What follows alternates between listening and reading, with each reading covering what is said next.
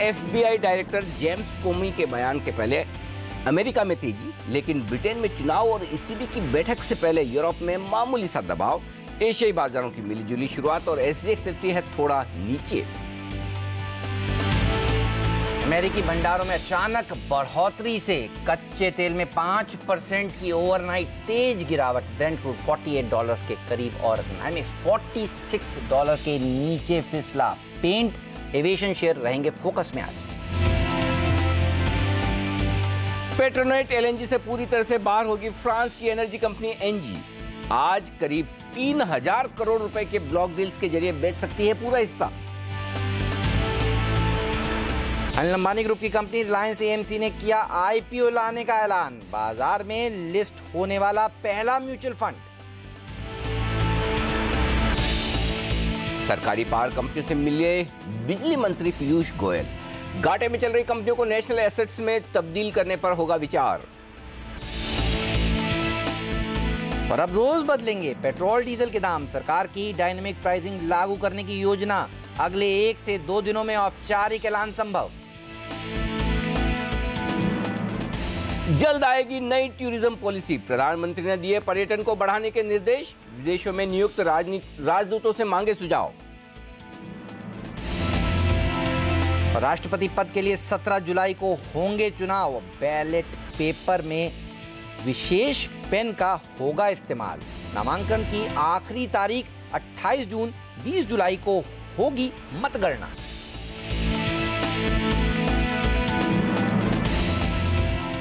Credit policy आई और गई।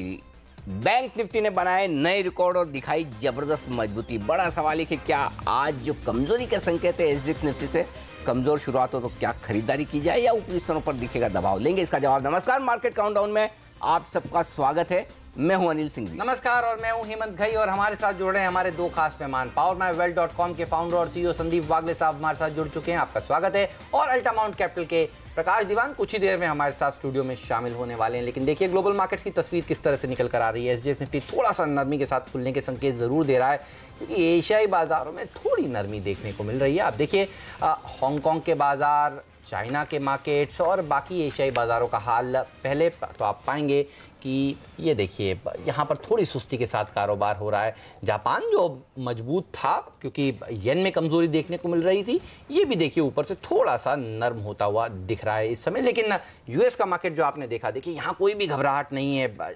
हालांकि पूर्व एफबीआई डायरेक्टर जेम्स कॉमी की टेस्टिमनी आज जरूर है, लेकिन अब लोग वहां पर घबरा नहीं रहे हैं। कह रहे हैं कि इतना डैमेजिंग नहीं होने वाला। और भारत के लिए सबसे अच्छी खबर तो कच्चा तेल है। 5% ओवरनाइट कल गिरावट हुई है इसमें। ये बताइए ग्लोबल मार्केट्स में आप कौन से क्यू को सबसे ज्यादा तवज्जो दे रहे हैं, क्योंकि क्यूज बहुत सारे हैं। यूके में इलेक्शन होने वाला है जिसका आउटकम कल निकल कर आएगा। कौन सा क्यू सबसे महत्वपूर्ण है? मुझे तो सबसे बड़ा संकेत, सबसे बढ़िया संकेत जो लगा वो डॉक्टर उर्जित पटेल का। हाँ, और कल की पॉलिसी पढ़ने सुनने के बाद लगा कि अगली बार दाम घटेंगे, तो हमारे लिए तो सबसे बढ़िया संकेत हुआ है। देखिए ब्रेक्जिट हो गया, ट्रम्प साहब जीत गए, उसके बावजूद अमेरिका के बाजार नहीं गिरे तो जेम्स कॉमी साहब कुछ भी कह देंगे, उनकी टेस्टिमनी भी कुछ है, तो उससे क्या फर्क पड़ जाएगा? जब राष्ट्रपति जो आप उम्मीद करते थे वो नहीं बना, जिससे डर था वो बन गया, तब भी अमेरिका रिकॉर्ड ऊंचाई पर। तो ग्लोबल मार्केट से डरने की जरूरत नहीं। हाँ, डरने की जरूरत उस चीजों से है जो हमें पता नहीं। ये टेस्टिमनी होने वाली, ये हमें पता है। जो नहीं पता है, ऐसी कोई खराब खबर आ जाए तो वो एक अलग बात होगी। तो फिलहाल मैं ग्लोबल मार्केट्स को देखकर थोड़ा सा कोशिश रहूंगा ऊपरी स्तरों पर, ये बात सही है। लेकिन ग्लोबल संकेतों के चलते, इन संकेतों के चलते कि ब्रिटेन के चुनाव या ईसीबी की बैठक या जेम्स कॉमी साहब की टेस्टिमनी, इनसे हमें डर नहीं। ब्रिटेन के चुनाव में अगर हंग पार्लियामेंट आ जाए तो क्या फर्क पड़ता है? कोई फर्क नहीं, मतलब थोड़ा बहुत ठीक है। 2% 3% का ग्लोबल मार्केट्स में करेक्शन होना है, जो लाइफ टाइम हाई पर चल रहे हैं, हो जाए, हमारे लिए तो मौका है। चलिए तो फिर कोई घबराहट की बात नहीं है, ये एक अच्छा संकेत था। ईसीबी की बैठक का आउटकम भी देखिए शाम को आना है, तो आज कोई चिंता वाली बात ऐसी नजर आ नहीं रही। तो ये बताइए फिर जहां खुले वहीं खरीद लें क्या? आज के बाजार को कैसे अप्रोच जितना नीचे खुले उतना खरीदने का मौका बेहतर है।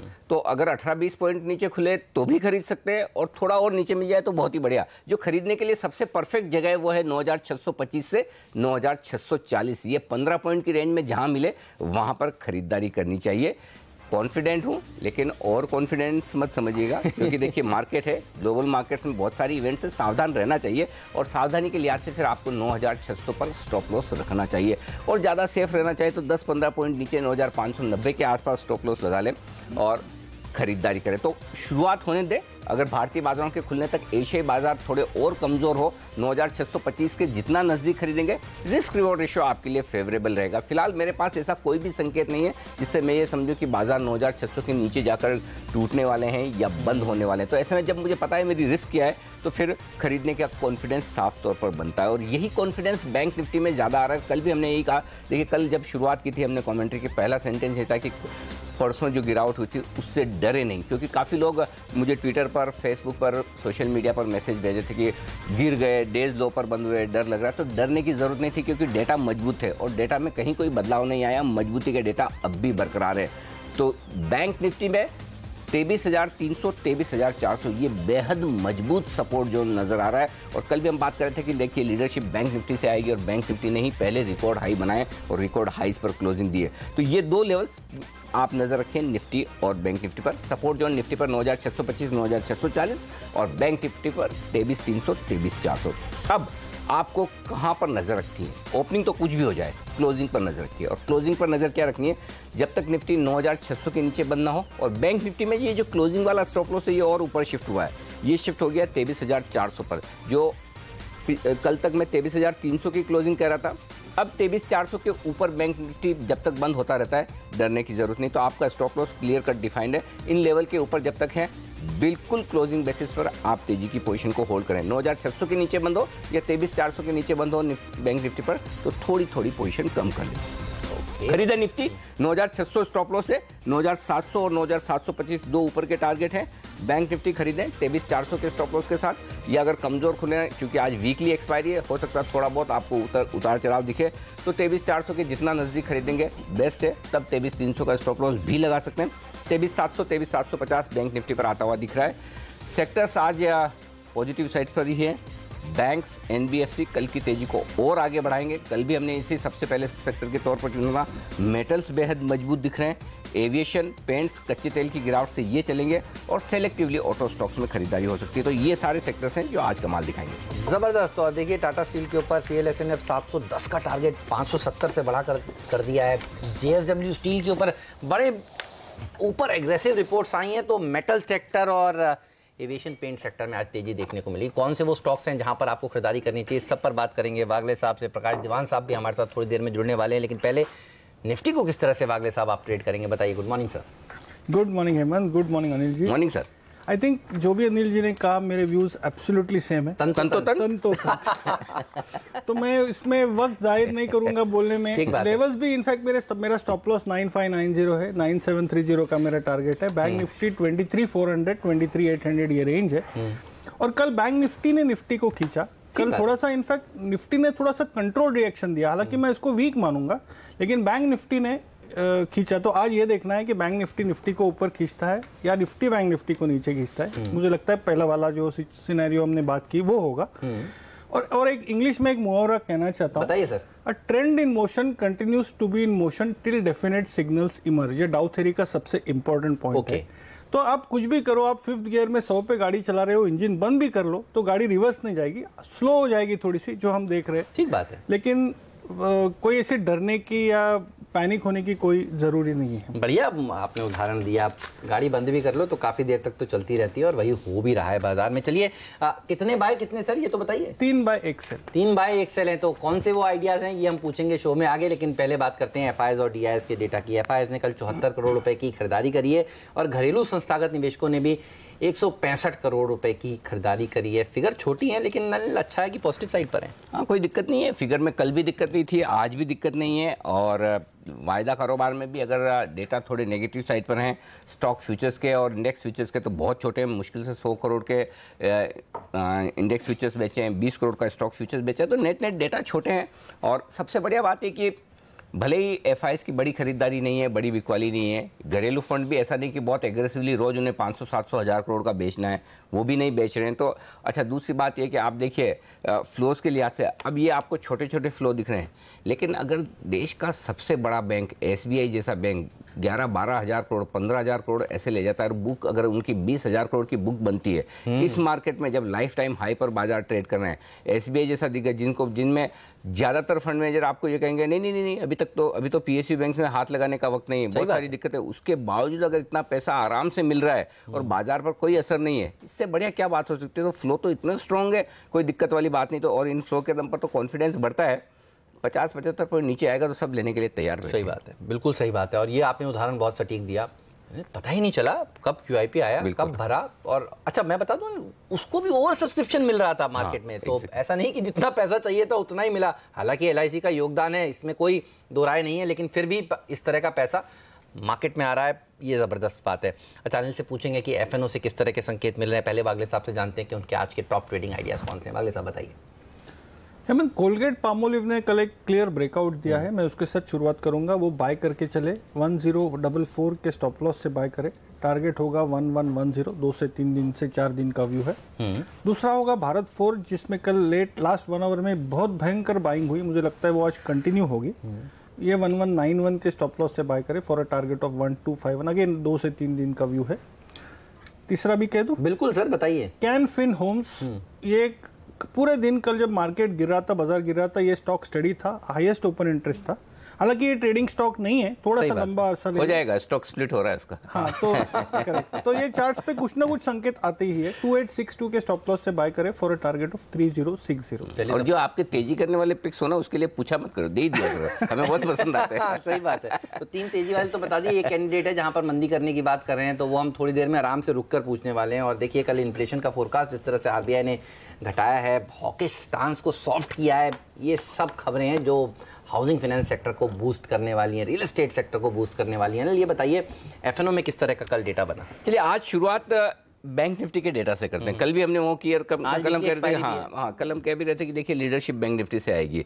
नहीं, इसलिए नहीं कि पॉलिसी है, बल्कि इसलिए कि डेटा दिख रहे थे कि पॉलिसी के पहले जिस तरह के डेटा तेजी के बने और पॉलिसी के बाद कल जिस तरह से बैंक निफ्टी अकेला लाइफ टाइम हाई बनाकर लाइफ टाइम हाई पर जाकर बंद हुआ, आज भी बैंक निफ्टी से आएंगे। और क्यों आएंगे एक्चुअली मैंने लिखा नहीं, लेकिन बताना चाहता हूं, बैंक निफ्टी के लिए आज 23,500 निर्णायक लेवल है।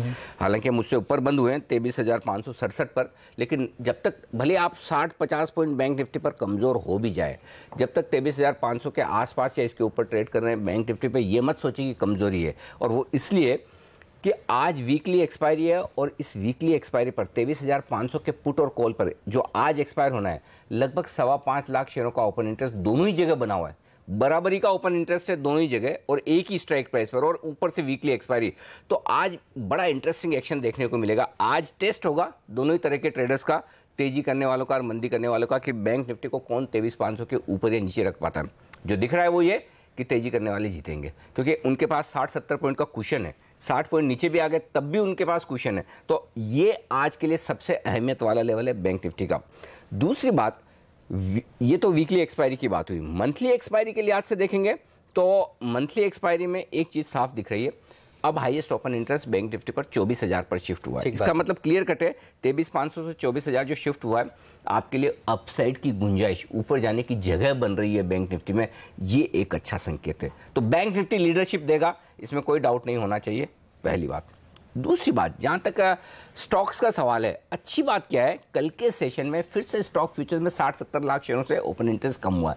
तो ट्रेडर्स बहुत एग्रेसिवली पोजीशन नहीं बना रहे, और वो एक अच्छा संकेत है कि अनाप शनाप खरीदारी नहीं हो रही। बैंक निफ्टी में थोड़ा ओपन इंटरेस्ट कम हुआ है, निफ्टी में बढ़ा है तो भी मुश्किल से 4 लाख शेयरों का, और पुट कॉल रेशियो एकदम कंफर्टेबल है 1.2 पर, ऐसा नहीं कि ओवरबॉट है।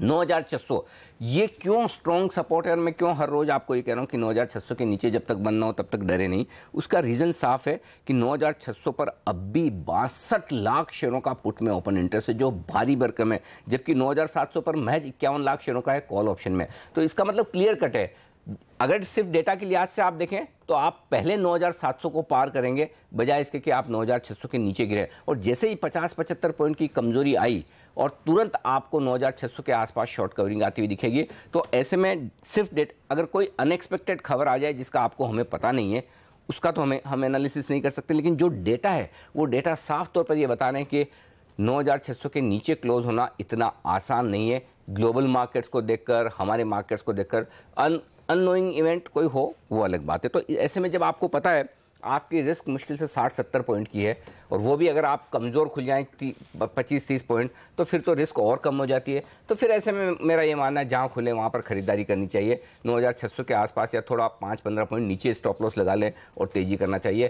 क्लोजिंग बेसिस पर जब तक 9600 को होल्ड कर रहे हैं कहीं कोई दिक्कत वाली बात नहीं है।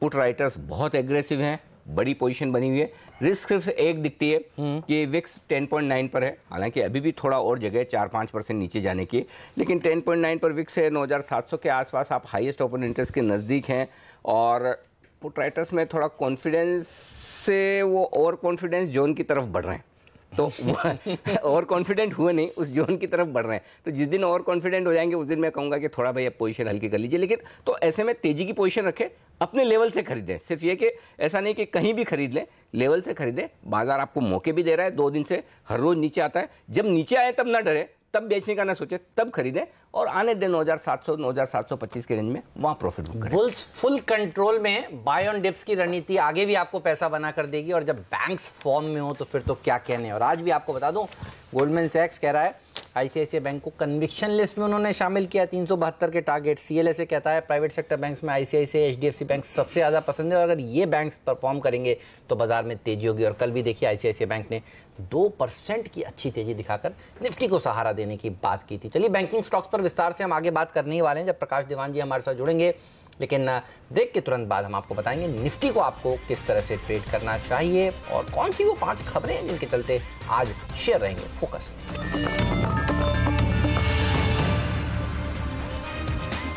हांगकांग के मार्केट्स में रिकवरी देखने को मिल रही है, ताइवान के बाजार भी देखिए लाल निशान से हरे निशान में आते हुए। तो ऐसे में हमारे 5 टेक्निकल एक्सपर्ट्स क्या मानते हैं, निफ्टी को किस तरह से ट्रेड करना चाहिए, आइए देखते हैं। किरण यादव कह रहे हैं कि तेजी करके पैसा बनेगा, 9720 का टारगेट, 9620 का स्टॉप लॉस रखिए। ट्रेड बुल्स के सच्चिदानंद उत्तेकर ये खरीदना चाहते हैं निफ्टी को 9640 के स्टॉप लॉस के साथ, 9740 का उनका लक्ष्य है। और मनीषा देखिए ये भी कह रहे हैं कि लॉन्ग साइड पर ही पैसा बन सकता है, 9730 का टारगेट इनका भी, 9580 का स्टॉप लॉस रखिए। और मुझे सबसे ज्यादा पसंद आ रहे हैं आज एके प्रभाकर साहब, क्योंकि इनका टारगेट ही ऐसा है 9820, बेहतरीन, और ये खरीदना चाहते हैं। और स्टॉप लॉस भी बहुत छोटा है, सिर्फ 9620 का। कंसिस्टेंट है, 2 दिनों से कह रहे हैं 9800 और देखिए अब टारगेट को और बढ़ाते हुए। मनोज सचदेव भी कह रहे हैं कि तेजी करिए, 9720 टूटा तो 9750 के पास जाने का दमखम रखता है निफ्टी, 9640 का स्टॉप लॉस रखे। 5 एक्सपर्ट और 5 के 5 बुलिश। और राय बिल्कुल साफ तौर पर खरीदारी की, रेंज लिख लीजिए नीचे की तरफ, 9620 9640, ये 20 पॉइंट की रेंज है आज दिन के लिए बेहद मजबूत सपोर्ट, यहाँ पर लगाइएगा स्टॉप लॉस। ऊपर की तरफ 9720 से 9750, ये 30 पॉइंट की रेंज होगी जहां पर जाकर रुकेंगे बाजार। तो खरीदारी की राय 5 के 5 एक्सपर्ट्स की तरफ से।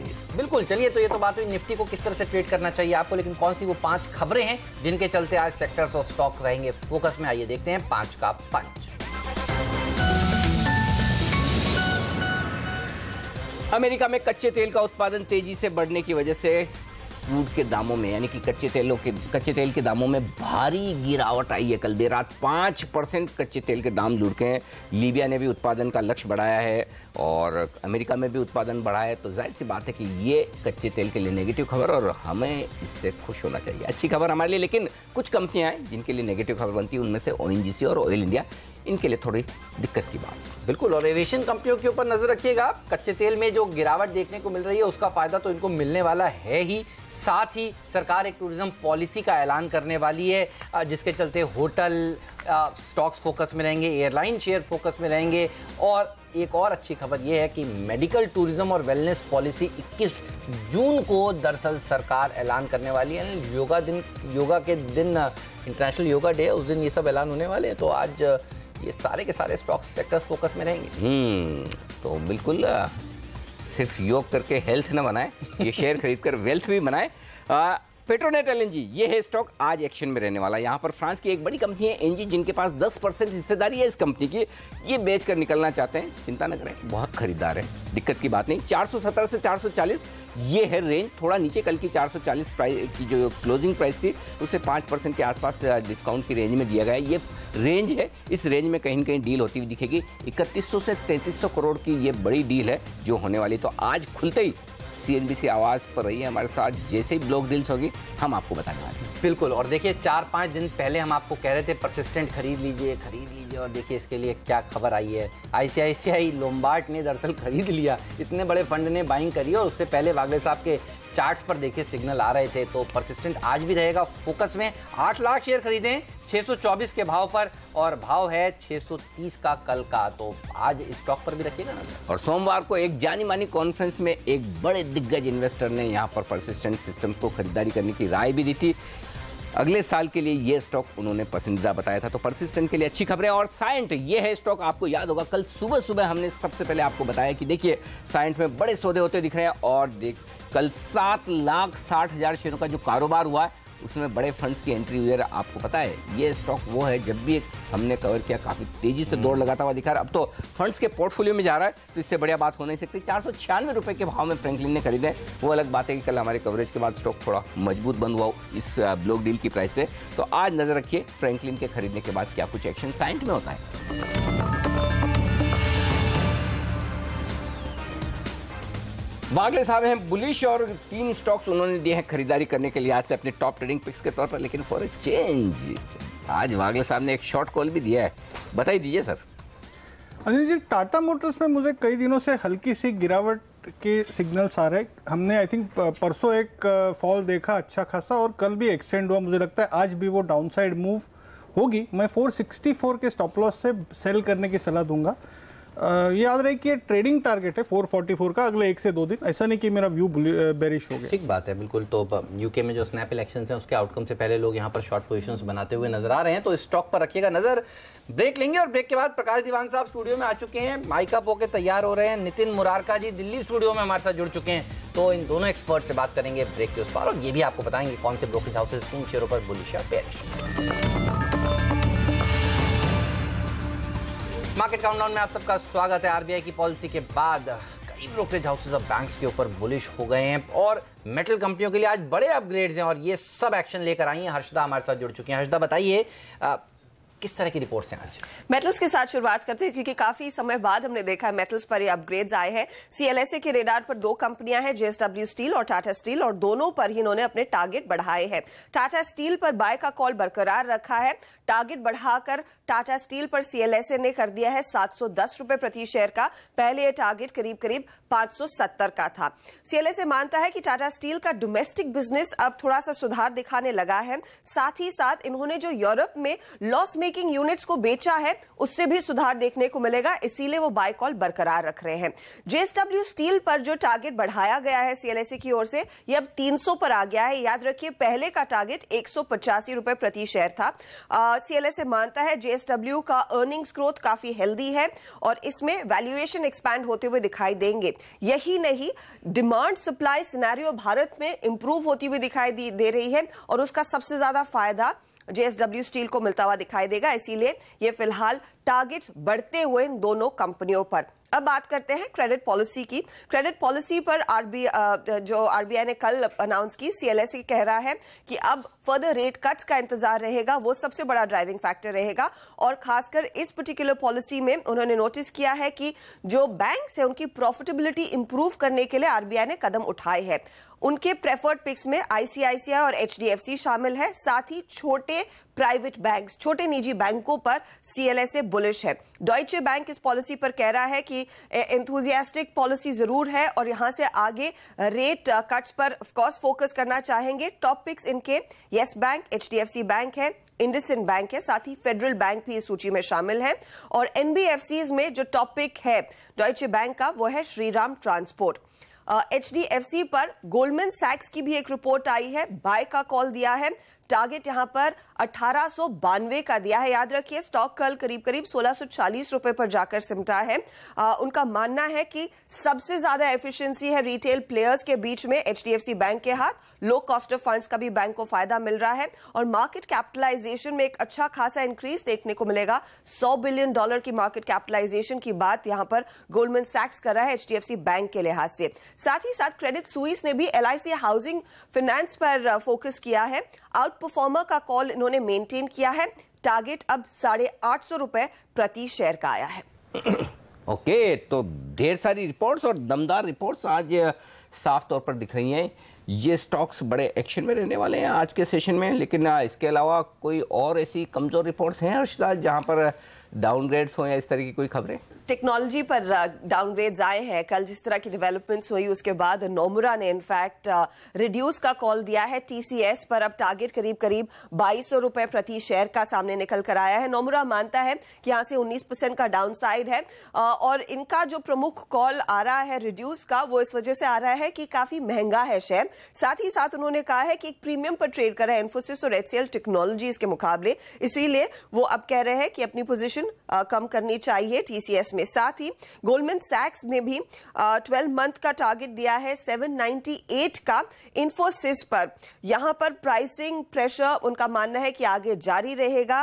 साथ ही फाइनेंशियल सर्विसेज में ग्रोथ बहुत ही इलूसिव रहेगी, इसीलिए इन्होंने बिकवाली की राय बरकरार रखी है। हालांकि एक अपग्रेड जरूर आया है। मॉर्गन स्टैनली टाटा मोटर्स पर बुलिश है, ओवरवेट का कॉल आता हुआ, और यहां पर एक इंटरेस्टिंग टारगेट है 588 का। नई डिस्कवरी के सेल्स में रैंप अप देखने को मिलेगा। साथ ही साथ वेलार की रिटेल सेल सितंबर तक पिकअप करती हुई दिखाई देंगी और वो एक ड्राइविंग फैक्टर रहेगा मॉर्गन स्टैनली के लिए टाटा मोटर्स पर। तो आज फिर से मुकाबला वागले साहब का मॉर्गन स्टैनली के साथ है। हमारे वागले साहब सब बड़ी बड़ी एफआई से मुकाबला करते हैं, तो देखते हैं आज मॉर्गन स्टैनली की रिपोर्ट के बाद टाटा मोटर्स थोड़ा मजबूत होता है या फिर चार्ट्स पर जो कमजोरी दिख रही है और साथ में ब्रिटेन में जो इलेक्शन है उसके पहले थोड़ा दबाव दिखता है। चलिए इस पर बातचीत करते हैं। हमारे साथ दो और जाने माने एक्सपर्ट जुड़ रहे हैं। पहले तो वायदा कारोबार की स्ट्रेटेजी बताने के लिए नितिन मुरारका साहब जुड़ चुके हैं हमारे साथ नई दिल्ली से, और प्रकाश दीवान साहब हमारे साथ हैं बाजार के जाने माने दिग्गज स्टूडियो में। तो फिर दीवान साहब, टाटा मोटर्स के साथ ही शुरुआत की जाए। ये तो एक चीज बताऊंगा कि ये कोई मुकाबला नहीं है। संदीप जी तो हमेशा जो बताते हैं वैसे आज तो चल ही जाता है। मॉर्गन स्टैनली ने तो बहुत लंबी अवधि दी है, तो हो सकता है वो भी सही रहे। बट एक सिंपल चीज ये है कि ये जो अपॉर्चुनिटी आएगी इसमें टाटा मोटर्स जैसी कंपनीज हमें अभी भी कंफ्यूज कर रही है लोगों को कि ऑटो में हर चीज, जैसे मारुति चली, अशोक लेलैंड ने कम बैक किया, M&M ने कर दिया, टाटा मोटर्स की अब बारी है नहीं है। बट टाटा मोटर्स की ट्रैजेक्टरी से चेंज हो रही है, उसका एक इंडिकेशन एक ही दूंगा और कभी बाद में विस्तार पूर्वक बात होगी। जो टाटा सन्स में पैसा आज आ रहा है, टीसीएस से 10,000 करोड़ आया, जो रीस्ट्रक्चरिंग हो रही है, जो टॉप मैनेजमेंट टाटा मोटर्स की चेंज हुई, अगर आप देखेंगे तो इतने सालों से जो लोग सो कॉल्ड पोजीशंस पे थे उनको वहां से हटाया गया है। तो जो चेंज हो रहा है वो बहुत फार रीचिंग इम्प्लीकेशंस वाला हो रहा है। तो I think the company is definitely restructuring itself very well. उसका इम्पैक्ट थोड़ा लॉन्ग टर्म में आएगा, लेकिन कैसे आएगा वो बाद में कोई बात करें। बट यस, ये जो आपने बात कही बहुत महत्वपूर्ण है, और सीएलएसए ने दरअसल अपनी रिपोर्ट में टाटा स्टील के लिए इस बात के लिए लिखा है कि ये जो चेंजेस हो रहे हैं ना, ये टाटा स्टील के लिए बहुत बड़े और क्या एग्रेसिव टारगेट्स आए। वागले साहब, आप बिल्कुल सही पढ़े हैं टाटा स्टील पर। ये बताइए, टाटा स्टील पर जिस तरह से आज टारगेट्स निकल कर आए, हर्षदा भी बता रही थी 570 से बढ़ाकर 710 का टारगेट। सोचा था आपने 710 का टारगेट कोई ब्रोकरेज हाउस दे सकता है? पहला सवाल तो ये है। दूसरा, आपके चार्ट्स पर क्या रीडिंग है, क्या टारगेट्स आपके लिहाज से अचीवेबल हैं जल्द में?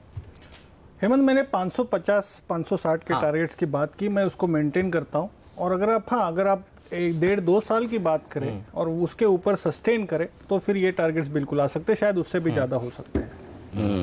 तो ये राय आपके लिए टाटा स्टील पर तेजी बनती है, बनेगी भी, लेकिन तेजी निफ्टी और बैंक निफ्टी में कितनी बन सकती है ये बताने के लिए हमारे साथ नितिन मुरारका साहब है। नितिन जी, स्वागत है आपका सीएनबीसी आवाज पर। बैंक निफ्टी ने तो कल नए रिकॉर्ड बना दिए। ये बताइए, आज वीकली एक्सपायरी के दिन क्या बैंक निफ्टी में और तेजी बनेगी और निफ्टी में भी किस तरह से ट्रेड किया जाए, दोनों पर बताइए सर। देखिए जी, निफ्टी में डेटा देखेंगे तो इनफैक्ट मई एक्सपायरी से थोड़ा सा ज्यादा स्ट्रांग डेटा है जून एक्सपायरी में। जैसे कि एक्सपायरी के बाद से 9 दिनों में ओपन इंटरेस्ट इस बार 30 लाख ऐड हुए हैं, वही मई एक्सपायरी में ओपन इंटरेस्ट रोल ओवर्स के बाद घट रहे थे। तो कंपेयर टू मई एक्सपायरी डेटा ज्यादा स्ट्रांग है, यानी कि जो करंट ट्रेंड है उसमें काफी स्ट्रेंथ है।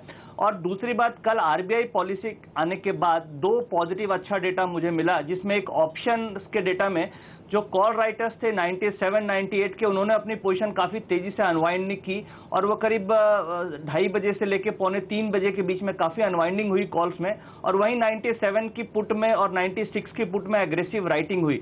तो वो डेटा ये इंडिकेट कर रहा है कि आज भी अपसाइड आना चाहिए।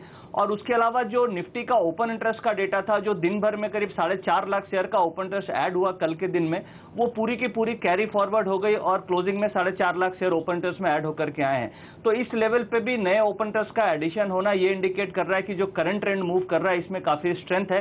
तो मुझे लगता है कि निफ्टी 9750 के टारगेट्स की तरफ मूव करना चाहिए और 96 का एक स्टॉप लॉस और सपोर्ट हमें लेके चलना चाहिए।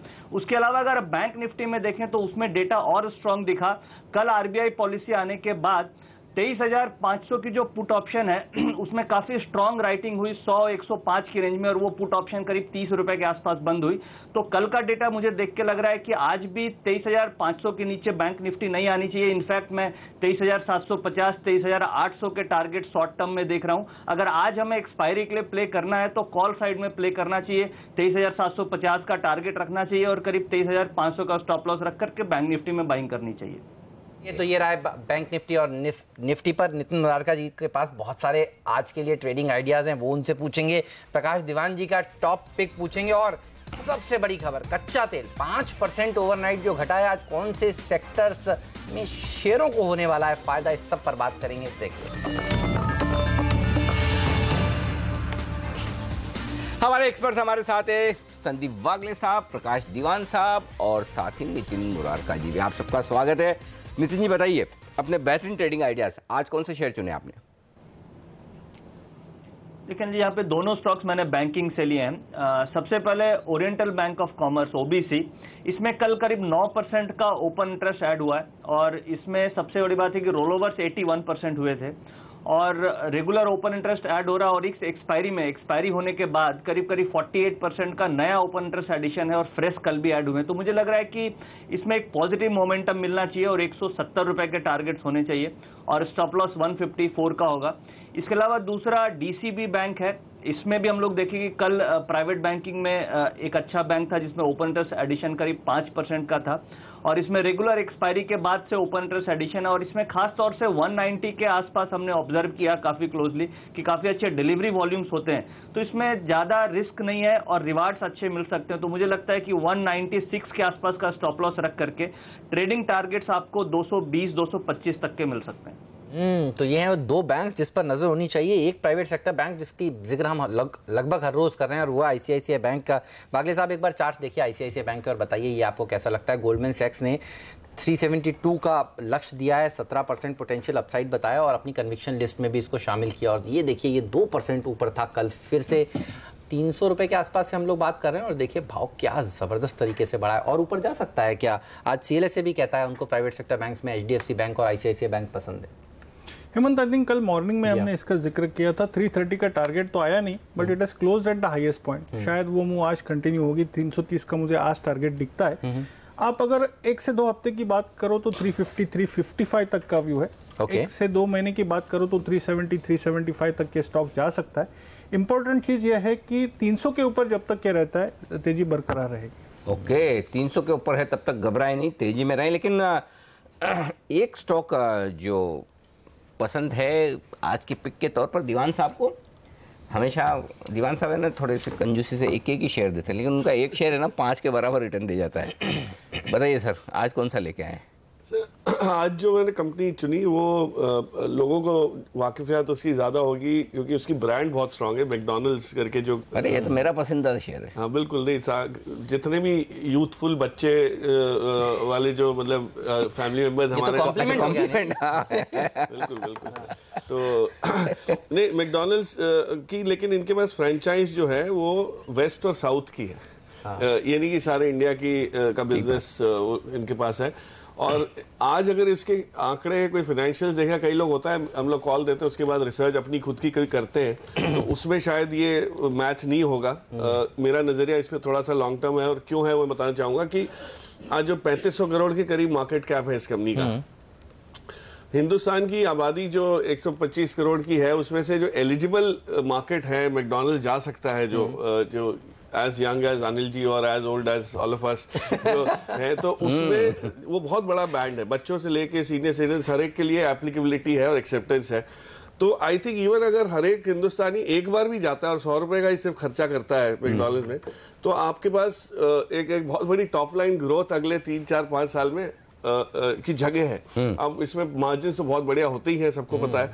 सो I think once that unfolds the company will benefit tremendously उसकी जो ब्रांड। और अब इन्होंने दूसरी चीज क्या की कि जो रियल एस्टेट कॉस्ट है इनकी सबसे ज्यादा हाई रहती थी, क्योंकि बहुत अड्डे की जगह पे बनाते हैं अपने आउटलेट्स। इन्होंने ब्रेकफास्ट मेन्यूज जब से शुरू किए हैं और जो पॉपुलर हो गए, उससे फुटफॉल जो है वो 7 बजे से अब शुरू हो जाता है। सही बात है। तो सुबह के 7 से रात के 11 बजे तक अगर कोई दुकान चल रही है खाने पीने की और इतने अच्छे मार्जिन वाली, स्टैंडर्डाइजेशन वाली, तो मुझे नहीं समझ आ रही कि इसमें कोई नेगेटिव क्या चीज हो सकती है। तो आई थिंक ये stock story waiting to be discovered है। थोड़ा पेशेंस रखिएगा, आज नहीं कि आज से लिया और कल बढ़ना शुरू हो जाएगा।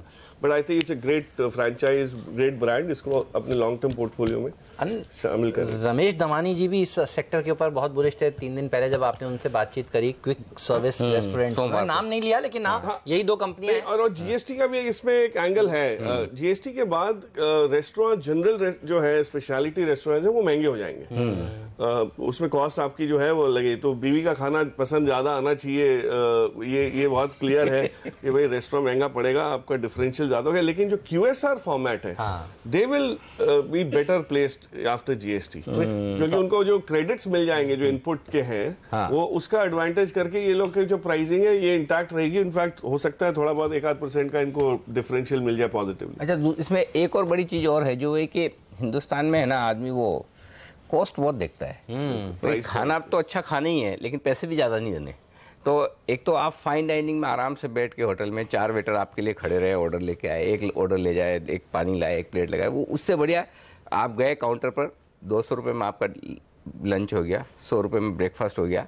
तो ये क्विक सर्विस रेस्टोरेंट है और इनमें सबसे बेस्ट, क्योंकि देखो है क्या, स्टॉक तो 2 ही है लिस्टेड, जुबिलिएंट और वेस्टलाइफ। अब जुबिलेंट का जो हाल पिछले 3-4 क्वार्टर के है, उसको देख के हिम्मत होती नहीं, तो फिर लेने के लिए अगर कोई सेफ है। हाँ, लेकिन एक चीज़ बता दूं, जो दमानी जी भी कह रहे थे, ये 2-3 दिन, 2-3 हफ्ते, 2-3 महीनों की स्टोरी नहीं है। 3 से 5 साल का अगर आपका व्यू है तो वेस्ट लाइफ डेवलपमेंट आपको खरीदना चाहिए। वो अलग बात है कि 3 से 5 घंटे में ये कमाल इसलिए दिखाएगा क्योंकि प्रकाश जी रिकमेंड कर रहे हैं। प्रकाश जी जाहिर सी बात, जिस तरह से तसल्ली से रिकमेंड कर रहे हैं, सर आप सुबह सुबह चैनल चेक करके आए होंगे, ब्रेकफास्ट वगैरह टेस्ट करके पक्का। बिल्कुल, तो प्रकाश जी तो बिना चैनल चेक किए कोई शेयर सजेस्ट नहीं करते हैं। चलिए, रजत बोस जी को भी यहीं जोड़ लिया जाए बस इस ब्रेक के बाद। एक काम करते हैं, चलिए ब्रेक ले लेते हैं। रजत बोस जी, आप तैयार रहिए अपने ट्रेडिंग आइडियाज के साथ। निफ्टी के क्या रहने वाले हैं, निफ्टी का कॉल, बैंक निफ्टी का कॉल, एक ब्रेक लेकर अभी हाजिर होते हैं। एक्सपर्ट से दमदार पैनल हमारे साथ जुड़ा हुआ, और देखिए दमदार इसलिए क्योंकि ये सारे एक्सपर्ट बुलिश है और एसजीएस निफ्टी 11 अंक नीचे था घंटे भर पहले, और देखिए क्या सुधार देखने को मिल रहा है। रजतबोस.com के रजत बोस जी भी अब हमारे साथ कोलकाता से शामिल हो चुके हैं। सर गुड मॉर्निंग, बताइए निफ्टी पर क्या व्यू है? देखिए, निफ्टी पर मेरा व्यू बुलिश है, क्योंकि मैं मानता हूं कि 9580 के नीचे जब तक निफ्टी नहीं पहुंचता है तब तक कोई खतरा नहीं है, कोई डिप्स में बाई करना चाहिए। और इस 9580 काफ़ी दूर है, उसके पहले जो सपोर्ट है 9534 से लेके 9528 तक, ये 9634 से लेके 9628 तक, वही जब तक नहीं टूटता है तब तक तो कोई खतरा नहीं है। और भी इसलिए मैं 9625 के नीचे स्टॉप लगा के निफ्टी खरीदारी करने का बोल रहा हूँ, और 9695 से लेके 9709 ये मेरा टारगेट रेंज है आज के लिए। ओके, तो ये है स्टॉक निफ्टी पर राय खरीदारी की। स्टॉक्स भी बताइए रजत सर, आपके कौन से हैं? देखिए, पहले मैं रिलायंस इंडस्ट्रीज को चुनूंगा। ये एक सपोर्ट रेंज के आसपास आके कल थोड़ी सी ऊपर की तरफ मूवमेंट दिखाया, मुझको लगता है एक short term reversal signal chart में दिखाई दे रहा है। 1348 और 1353 ये दोनों टारगेट मान के 1327 के नीचे स्टॉप लगा के बाई करने का सलाह दे रहा हूँ। ये 1353 क्रॉस करने से फिर 1360 पार भी कर लेगा, ऐसा ही उम्मीद करता हूँ। Maruti is my second stock, ये काफ़ी अच्छी प्रदर्शन दिखाया कल और आज वो बरकरार रहेगा, ऐसा ही उम्मीद है। एटलीस्ट पिछले दिनों में चार्ट जैसा बताते हैं कि इस टाइप ऑफ बार फॉर्मेशन के बाद में मारुति का मूवमेंट कंटिन्यू होता है। तो 7248 और 7280 ये दोनों टारगेट मैं अभी रख रहा हूँ, लेकिन मेरा टारगेट इसमें 7450 से लेके 7800 तक है। ये it's a total up trend projection. Third stock ओरो फार्मा, इसका बॉटम मीडियम टर्म बॉटम बन चुका है 502 के आसपास। अभी जो ऊपर की तरफ चल रहा है, मुझको लगता है ये मिनिमम 650 और ऊपर में 725 भी जा सकता है आने वाले दिनों में, लेकिन आज के लिए 609 और 627 का टारगेट रख रहा हूँ, 585 का स्टॉप लॉस मान के। और फाइनल स्टॉक जो है वोल्टास, ये 3-4 दिन में जो करेक्शन दिखाया वो मेरे ख्याल से कल ख़त्म हो चुका है। आज इसमें बाउंस बैक आने की गुंजाइश है। मुझको लगता है आज के दिन वोल्टास, वर्लपूल, हिटाची, ये स्टॉक्स ऊपर की तरफ मूवमेंट देगा। 496, 502 ये दोनों टारगेट मान के वोल्टास में 478 रुपया 80 पैसा का स्टॉप लॉस लगा के बाई करने का सलाह दे रहा हूँ। खुलासा ये कर देना चाहता हूँ कि इसमें रिलायंस, वोल्टास एंड वर्लपूल मेरी पोर्टफोलियो में है। वर्लपूल में मैंने कोई रिकमेंडेशन दिया नहीं है, लेकिन मेंशन किया है बोल के ये डिस्क्लोजर दे रहा हूँ। ओके, तो जब रजत सर डिस्क्लोजर दे रहे हैं अपनी पोर्टफोलियो का, तो एक डिस्क्लोजर हम भी दे दें। रिलायंस इंडस्ट्रीज जिस पर रजत सर ने दी है अपनी ओपिनियन खरीदारी करने की, वो CNBC आवाज़ जो चैनल इस वक्त आप देख रहे हैं, आपका चहेता चैनल, ये है TV 18 ब्रॉडकास्ट का हिस्सा, और TV 18 का स्वामित्व और प्रबंधन है रिलायंस इंडस्ट्रीज के हाथ में। तो जब भी आप रिलायंस इंडस्ट्रीज से जुड़ी कोई भी खबर या कोई भी रिकमेंडेशन हमारे चैनल पर देखें, तो ये डिस्क्लेमर ज़रूर अपने ध्यान में रखें। बाजार के एक्शन जो शुरू होने वाले हैं इस छोटे से ब्रेक के बाद, और हम शुरुआत करेंगे पहले तो प्री ओपनिंग सेशन पे। SGX निफ्टी कमज़ोर है, क्या उतनी कमज़ोरी के साथ शुरुआत होगी या फिर बेहतर खुल सकते हैं? रुपए की ओपनिंग पर रखेंगे नजर। स्टॉक 2020 का अपडेट आपके लिए आने वाला है, और आज तो 4 बड़े गुरु हैं गुरुवार के दिन हमारे साथ, जो आपकी करेंगे मदद। बाजार खुलते ही तमाम मौके इन्वेस्टमेंट और ट्रेडिंग के यहीं पर मिलेंगे आपको CNBC आवाज़ पर। इस छोटे से ब्रेक के बाद पहला सौदा भी।